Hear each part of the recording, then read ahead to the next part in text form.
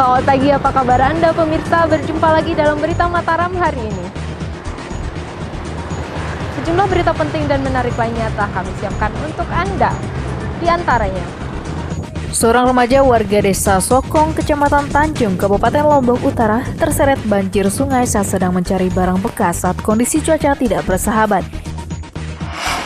Presiden RI Joko Widodo kembali berkunjung ke Pulau Lombok untuk meninjau proses pencairan dana stimulan korban gempa dan percepatan pembangunan rumah ramah gempa untuk warga. Warga Desa Selebung, Kabupaten Lombok Tengah memanfaatkan limbah batok kelapa membuat aneka kreasi unik, hiasan interior dan eksterior ruangan yang bernilai ekonomis tinggi.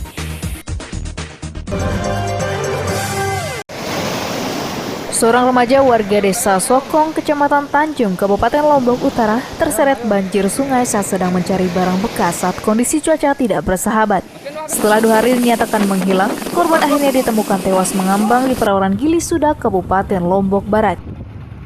Korban bernama Fikram, 19 tahun, warga Dusun Sorong Jukung, Desa Sokong, Kecamatan Tanjung, Kabupaten Lombok Utara, yang dikabarkan hilang pihak keluarga 2 hari lalu saat tengah mencari barang bekas di sekitar sungai di desanya.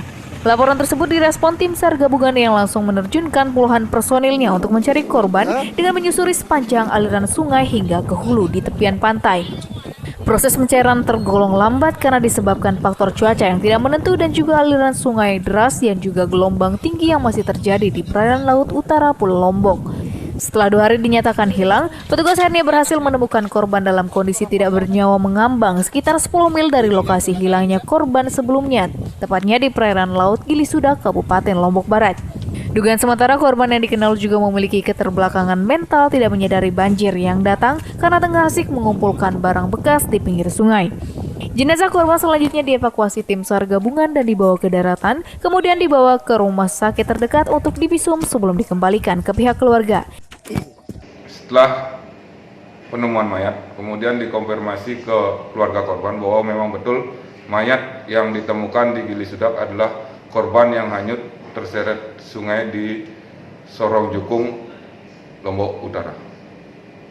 Pihak BMKG dan petugas SAR Mataram sendiri menghimbau warga masyarakat untuk tetap berhati-hati pada kondisi cuaca tidak menentu dengan curah hujan tinggi dan gelombang pasang di perairan Selat Lombok dan sekitarnya yang rawan mengakibatkan banjir dan diprediksi masih akan terjadi hingga beberapa minggu ke depan. Dari Kabupaten Lombok Barat, Tim Liputan melaporkan. Presiden RI Joko Widodo kembali berkunjung ke Pulau Lombok untuk meninjau proses pencairan dana stimulan korban gempa dan percepatan pembangunan rumah ramah gempa untuk warga. Dalam kunjungannya, Presiden memastikan pemerintah telah mengucurkan dana bantuan sebesar 5,1 triliun untuk 260.000 lebih warga masyarakat korban gempa di NTB. Presiden RI Joko Widodo didampingi Ibu Negara Iriana Jokowi dan sejumlah Menteri Kabinet Kerja tiba di Pulau Lombok Jumat akhir pekan ini untuk bertemu warga masyarakat korban gempa dan meninjau progres pencairan dana gempa oleh pihak Muspida Nusa Tenggara Barat bertempat di Gedung HK Kecamatan Narmada, Kabupaten Lombok Barat. Dalam kunjungan kerja yang keempat kalinya pasca gempa, Presiden RI menyempatkan diri menyapa warga masyarakat dan berdialog tentang keluhan mereka dalam penanganan percepatan rehabilitasi dan rekonstruksi korban gempa di Pulau Lombok.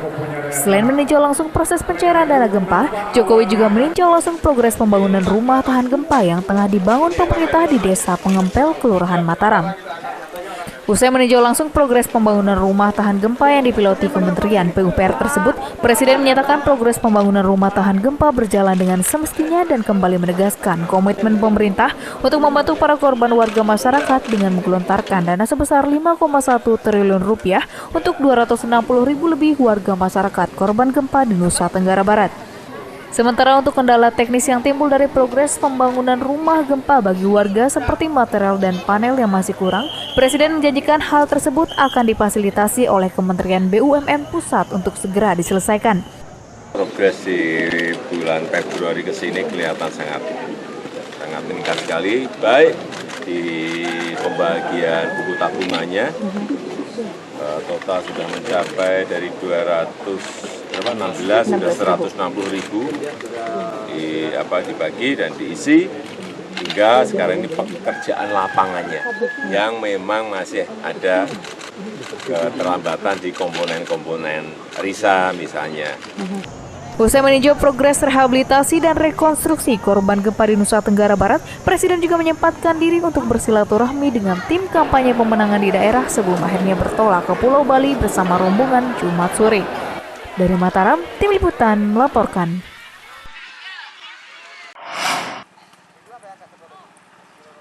Dalam kunjungan kerjanya di Mataram akhir pekan ini, Presiden RI Joko Widodo juga menyatakan komitmennya mendukung penyelenggaraan MotoGP yang akan digelar pada 2021 di kawasan ekonomi KEK Mandalika. Untuk menyempurnakan fasilitas dan prasarana, Presiden berjanji akan membangun 3 kebutuhan infrastruktur pokok guna mendukung penyelenggaraan olahraga kelas dunia tersebut. Hal tersebut disampaikan Presiden Joko Widodo usai meninjau lokasi pembangunan rumah RISA di Desa Pengempel, Kelurahan Mataram, Jumat akhir pekan ini. Disinggung tentang penyelenggaraan MotoGP, Presiden menyatakan pemerintah pusat siap mendukung event bergensi tersebut dengan mempersiapkan 3 infrastruktur pokok untuk menunjang pelaksanaan MotoGP di Lombok. Selain akan membenahi pelabuhan lalu lintas laut antar pulau, Presiden juga menjanjikan pembangunan runway Bandara Internasional Lombok dan pembangunan jalan dari bandara menuju kawasan KEK Mandalika. Hal tersebut merupakan 3 dari puluhan infrastruktur pokok yang harus dibangun oleh pemerintah, yakni BUMN dengan melalui Kementerian Perhubungan dan Permukiman Rakyat dalam waktu dekat untuk mendukung terselenggaranya event MotoGP pertama di Pulau Lombok tersebut. Sudah fix ya, sudah ditandatangani MOU-nya 2021 akan diselenggarakan, tetapi sebelumnya kita masih ada punya pekerjaan 3, yaitu yang pertama memperbaiki pelabuhan yang ada di sini, yang kedua membuat jalan dari bandara ke Mandalika, dan yang ketiga memperpanjang runway bandara. Progres pembangunan 3 infrastruktur pendukung tersebut akan mulai dilakukan pemerintah pusat pada pertengahan tahun ini untuk memastikan pada tahun 2021 mendatang seluruh sarana dan fasilitas terselenggaranya MotoGP di Pulau Lombok bisa berjalan mulus. Dari Mataram, Tim Liputan melaporkan. Meski sempat diguncang gempa beberapa bulan lalu, kawasan 3 Gili di Kabupaten Lombok Utara saat ini mulai pulih dan ramai dikunjungi wisatawan dalam dan luar negeri. Para wisatawan sendiri mengaku senang bisa berlibur dan menikmati sensasi kawasan pulau berpasir putih dengan destinasi yang ada di kawasan Gili Matra. Meski sempat diguncang gempa bermagnitudo cukup besar beberapa bulan lalu, kondisi kawasan wisata 3 Gili mulai Gili Air, Gili Meno, dan Gili Trawangan kini mulai pulih, ditandai dengan kunjungan wisatawan dalam dan luar negeri yang ramai setiap harinya.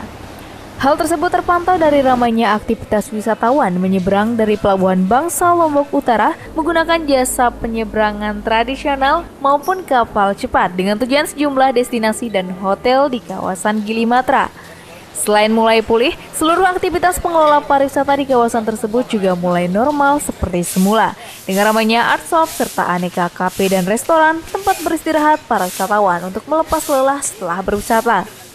Sejumlah wisatawan sendiri mengaku senang bisa kembali berwisata dan menikmati eksotisme kawasan Gili Matra yang menawarkan sensasi pulau berpasir putih dengan keindahan panorama pantai dan pemandangan bawah lautnya yang banyak diminati para wisatawan.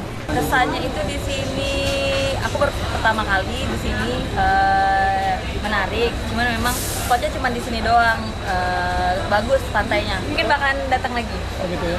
Masih mau ngeliat yang ke arah sebelah sana, masih lebih bagus.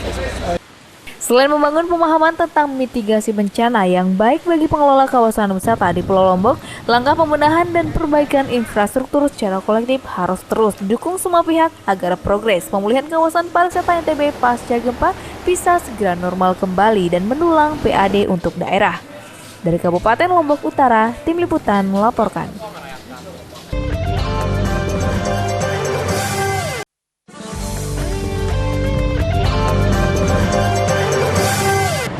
Masih bersama saya Lady Jasman, berikut kembali kami sampaikan berita utama Mataram hari ini. Seorang remaja warga desa Sokong, Kecamatan Tanjung, Kabupaten Lombok Utara terseret banjir sungai saat sedang mencari barang bekas saat kondisi cuaca tidak bersahabat.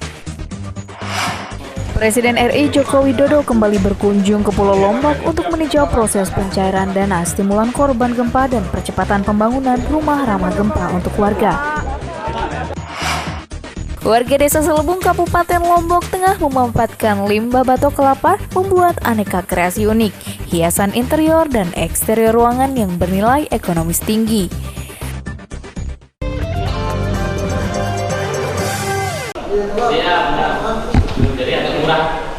Seorang pelaku pengedar narkotika kembali diamankan Direktorat Reserse Narkoba Polda Nusa Tenggara Barat karena ulahnya yang meresahkan warga Kota Mataram. Selain mengamankan pelaku, petugas juga menyita 3 klip narkotika jenis sabu dan sebuah handphone sebagai barang bukti. Direktorat Reserse Narkoba Polda Nusa Tenggara Barat mengamankan pemuda berinisial ZN, 37 tahun, warga lingkungan Kampung Melayu Bangsal, Ampenan, Mataram, karena diduga menjadi pengedar narkotika di wilayah hukum Polda Nusa Tenggara Barat. Penangkapan pelaku berdasarkan informasi dari warga masyarakat yang resah dengan ulah pelaku kerap berpesta narkoba dan menawarkan narkoba kepada para pemuda di lingkungan tempat tinggalnya. Laporan tersebut ditindaklanjuti petugas yang langsung menggerebek rumahnya dan kedapatan sedang membungkus narkotika jenis sabu dalam bungkus poket sebelum diedarkan kepada para konsumennya. Selain mengamankan pelaku, petugas juga berhasil menyita 3 klip berupa butiran kristal yang diketahui adalah sabu dan sebuah handphone yang biasa digunakan bertransaksi narkoba. Petugas menduga pelaku adalah pemakai sekaligus pengedar narkoba spesialis para remaja dan mahasiswa yang ada di Kota Mataram.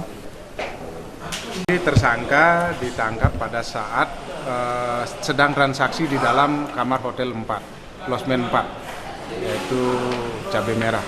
Yang bersangkutan membeli barang, kemudian di sana ditimbang, dibuatkan kecil-kecil menjadi poket. Dari sana baru dia melakukan penjualan. Petugas masih mendalami kasus ini dengan memeriksa intensif tersangka terkait jaringan asal-muasal narkoba serta wilayah peredaran narkoba yang diduga dilakukan bersama para pelaku lainnya di sejumlah wilayah di Pulau Lombok. Atas perbuatannya mengedarkan narkotika, pelaku diancam pasal 114 ayat 1 dan pasal 112 ayat 1 Undang-Undang Nomor 35 Tahun 2009 tentang narkotika dengan ancaman hukuman minimal 5 tahun penjara. Dari Mataram, Tim Liputan melaporkan. Seorang pemuda diamankan tim Reskim Polsek Gunung Sari karena diduga mencuri puluhan tabung gas milik warga masyarakat di Desa Jeringgo, Kabupaten Lombok Barat. Aksi pelaku terbilang nekat karena dilakukan pada siang hari dan memanfaatkan suasana perkampungan yang sepi dan melakukan aksinya. Tersangka berinisial FA, 40 tahun, warga Kelurahan Rembika, Kecamatan Selaparang, Kota Mataram, diamankan tim Reskim dan Brimob Polsek Gunung Sari karena melakukan aksi pencurian tabung gas di sejumlah rumah warga masyarakat di Desa Jeringgo. Penangkapan pelaku berdasarkan laporan masyarakat yang melihat aksi pelaku memasuki 2 rumah warga dan mengambil tabung gas yang tersimpan di dapur tanpa izin pemiliknya. Saat diamankan oleh warga dan petugas yang datang ke TKP, pelaku berpura-pura tidur di musola lingkungan setempat dan menyembunyikan 4 buah tabung gas ukuran 3 kg hasil curian di kamar mandi. Untuk mengantisipasi aksi main hakim sendiri, pelaku akhirnya diamankan petugas di Polsek Gunung Sari untuk menjalani pemeriksaan dan penyelidikan oleh petugas bersama barang bukti sepeda motor dan 4 buah tabung gas yang diduga merupakan hasil curian. Aksi pelaku tergolong nekat karena beraksi pada siang hari dengan memanfaatkan kelengahan warga masyarakat yang tengah bekerja di luar rumah. Modusnya FA ini karena dia tahu dan dia berada di Gunung Sari, pasca gempa ini banyak masyarakat Gunung Sari yang tidak tinggal di dalam rumah, sehingga FA ini melakukan pemantauan terhadap rumah dan mencuri 4 tabung gas dari 3 rumah yang dia satroni. Atas perbuatannya melakukan aksi pencurian, pelaku dijerat pasal 363 KUHP tentang pencurian dengan ancaman hukuman 5 tahun penjara. Dari Mataram, Tim Liputan melaporkan. Kepolisian Daerah Nusa Tenggara Barat menggelar penandatanganan fakta integritas dalam rangka menjaga integritas kepolisian saat proses penerimaan calon anggota polisi bebas korupsi, kolusi, dan nepotisme.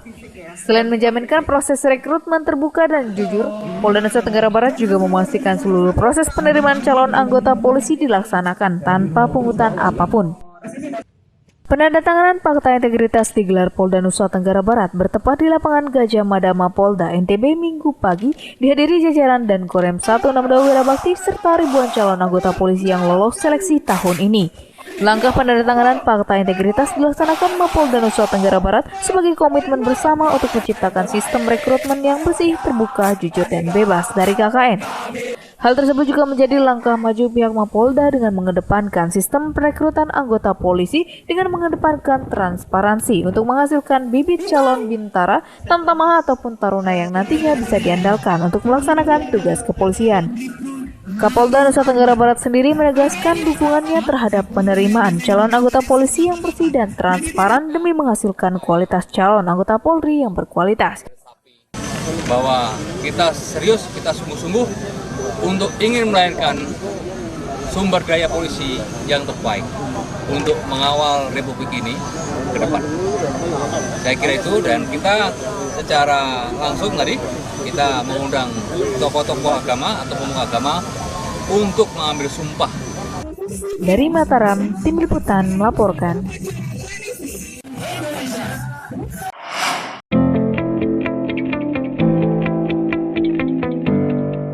Kreativitas bisa menggunakan media apapun untuk menciptakan karya seni bernilai. Warga Desa Selebung, Kabupaten Lombok Tengah memanfaatkan limbah batok kelapa membuat aneka kreasi unik, hiasan interior dan eksterior ruangan yang bernilai ekonomis tinggi. Selain ramai dipesan untuk dipasarkan ke luar daerah, belakangan hasil kreasi para warga mulai dilirik dan dikirim ke luar negeri.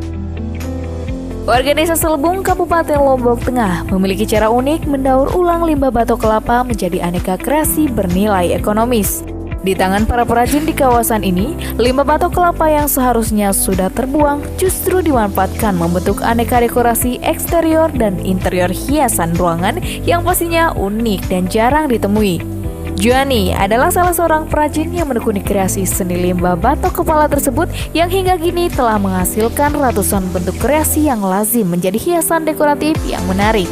Berawal dari ide memanfaatkan limbah batok kelapa yang melimpah di desanya, Joani bersama anggota keluarganya sejak 7 tahun lalu telah berkreasi menuangkan ide seni berbahan baku utama batok kelapa.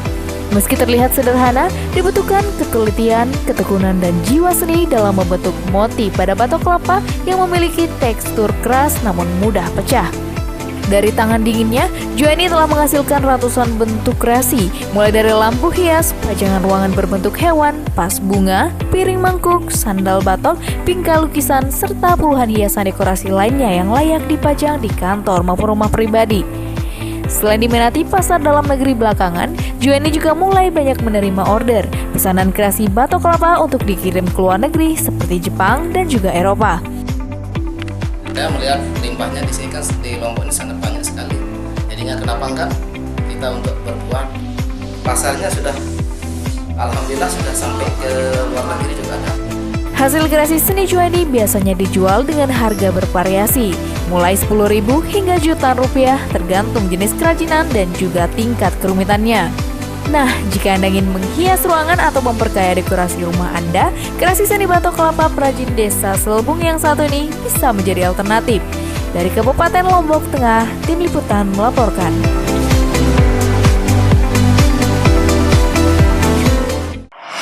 Pemirsa, demikian berita Mataram yang berhasil dihimpun redaksi kami hari ini. Saya Lady Josman yang bertugas pamit undur diri dari hadapan Anda. Terima kasih, selamat pagi, dan selamat beraktivitas.